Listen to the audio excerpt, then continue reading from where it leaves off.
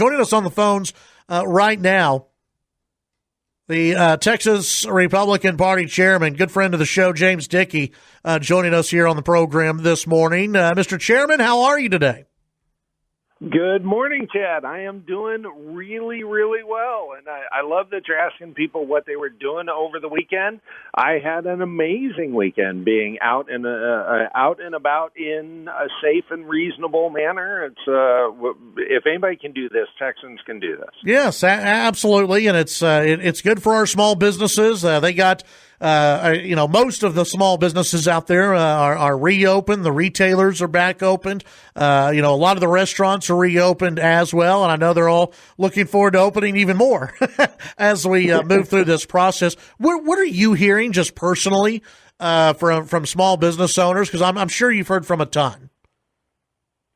I have heard from a ton, and I speak to small business owners all over the state every week as I am calling folks who've been really involved with the party to make sure to check in on them, see that they're okay, and to let them know that, as the person responsible for keeping the operations going at the Republican Party of Texas, I'm functioning much in the way I have been as a small business owner in the past.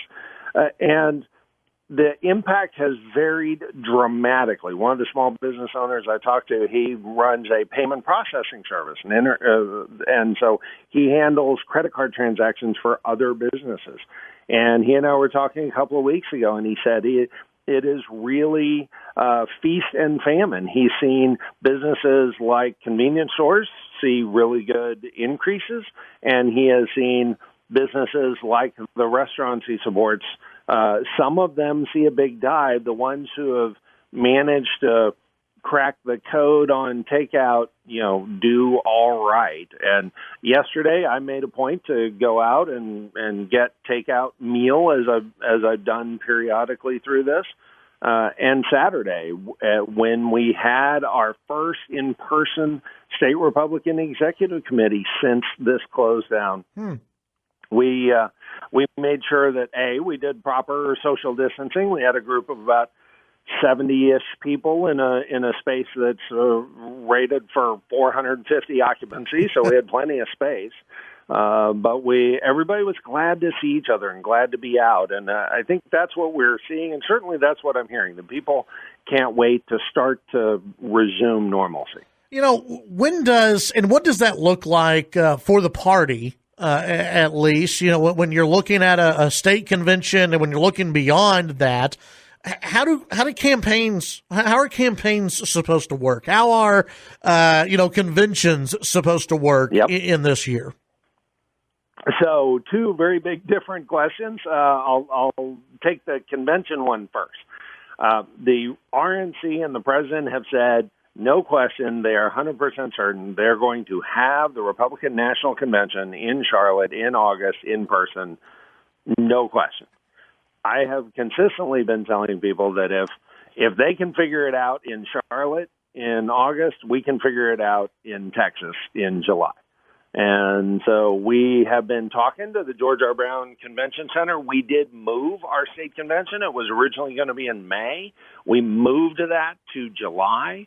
That extra 60 days has really helped in terms of us figuring out how to do this, how to do it properly. We're talking to the convention center.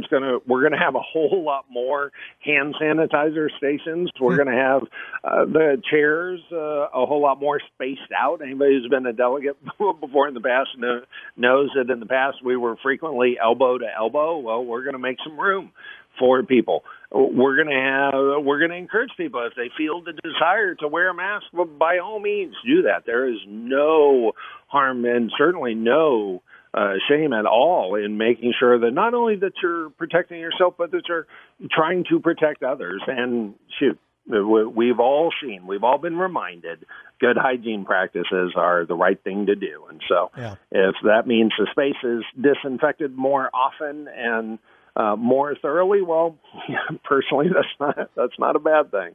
And if people are washing their hands a lot more than usual, or more than used to, that's certainly a wise thing. I think we'll see small changes. We'll see a few less handshakes and a few more hugs, frankly, or something else that isn't bearskin to bearskin. Yeah. I think we will be. We'll avoid touching our faces, but we're going to have conventions. In fact, the conventions in person have already started to be scheduled starting this Saturday. Then we got a bunch the weekend after. We moved out our schedule, so conventions could happen as late as mid to late June, so that people could take the time to find a bigger space out a little bit more, to figure out their plan, to go ahead and move forward. So that's conventions. And then campaigns, everybody moved online. We went from in-person and in-person training, in-person door-to-door contact. Obviously, right now is not time. People wanted strangers coming to their door, and we switched to phones. And holy smokes, we did 44,000 phone calls last weekend alone. Wow. That's great, and still getting the message out there to the voters. So let me ask you about the reaction that we've seen, and it started, last week when the governor announced the reopening plans. It seemed like every Democrat who had run for president in Texas and failed decided to come out and blast the governor, saying that it was way too early to do this. Yes. You had, I think it was Representative Sylvia Garcia out of the Houston area who came out and said, I don't know, now we've got to question, what doctors and what data the governor is looking at here. Are the Democrats politicizing this to gain ground in Texas? Oh, absolutely. And I think the voters are seeing perfectly clearly how much the Democrats are following their sad tradition of not letting a good crisis go to waste. I mean, that was Rahm Emanuel's famous quote over 12 years ago, and now here we see them doing it exactly again. This crazy move to go to 100% mail-in ballots, the insanity around trying to keep the economy 100% locked down. Those of us, I'm old enough to remember when the argument for the lockdown was to flatten the curve. Yeah. And now we have Democrats trying to argue that the lockdown should be to eliminate all results from this. And that's just not true. And kudos to the governor for walking that tough line of the middle road of taking the heat from people who want everything opened yesterday with no recognition of the challenge we face or the sacrifices we've already made to minimize negative consequences, and also taking the heat from the people who want nothing open ever again because they want to win in November. Yeah, absolutely. Yeah, there was some polling data that came out last week showing a close race in Texas. There was, I think the Texas Tribune UT poll showed with the president with a 5-point lead. The poll that got all the national attention from Public Policy Polling Foundation, left-leaning organization, said that Biden was up by 3. Is there any cause for concern right now for the president in Texas? No. And I have to walk a fine line with this because the worst thing that could happen is we take things for granted. Yes. Voters hate to be taken for granted, and we are not. We are going to deliver victory in November for the president, not because we are going to sit on our laurels and just assume victory. We're going to deliver victory because we are doing the hard work we have to do. And that started, for example, already had more than double the full-time field staff at the party in March than we had at the peak of the last two elections combined. We had never done voter registration efforts before, and by early April, we had already confirmed 80,170 brand new Texas Republicans registered as a direct result of the work of our staff and our volunteers. And so we are doing the work necessary. Those 44,000 calls we did over that weekend, that 125,000 calls that we did during the month of April total, that is more calls than we did in any month in either of the last two elections combined.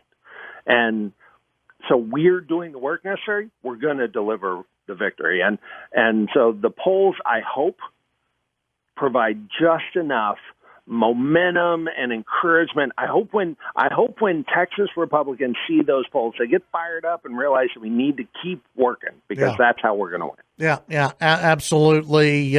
Chairman, we appreciate your time today. I know you're awfully busy, and we do appreciate any time you can always give us, and I'm sure we'll visit again soon during this election year. Chad, I can't wait to be back in the studio with you in person. Thanks for having me on today, and I look forward to being back on with you soon. All right, sounds great. That's chairman of the Texas Republican Party here in Texas, James Dickey, here on the program. Chad Hasty Show, KFYO.